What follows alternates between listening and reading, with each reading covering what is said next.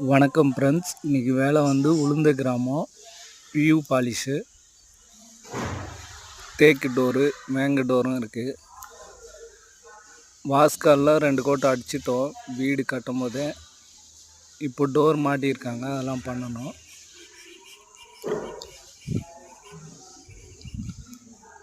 வாஸ்கால் ஏற்கனவே அடித்தது வந்து களவு படம் தண்ணிலாம், அதனால் அடிச்சிட்டோம், சேஃப்டியாக இருக்கும். அதை